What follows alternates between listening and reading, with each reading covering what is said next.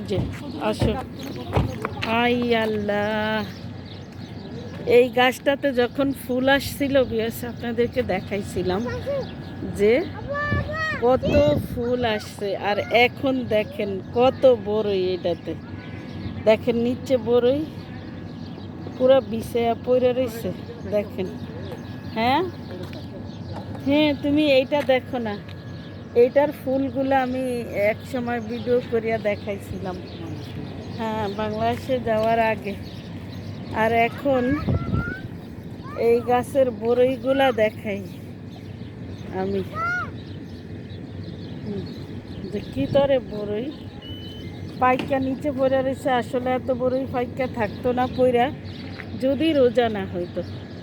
আর রোজার কারণেই এত বড়ই পাইকা পড়ে আছে।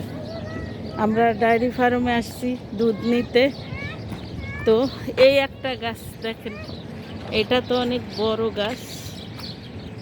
আর এইটার বড়ি আসলে রোদ্রু আমি জানি না দেখা যায় কি না। এই দেখেন নিচে কিভাবে বড়ই পড়ে আছে দেখেন। আসলে যারা মুসলমান তারা রোজার জন্য খায় না, আর যারা অমুসলমান তারা খাইতে পারে না, কারণ মুসলমানদের রোজা আর তারা খাইতে পারবে না, খাওয়া নিষেধ। আয়মা ব্যাগ নিয়ে আসো, ব্যাগ নিয়ে আসো মেহেদি পাতা লওয়ার জন্য।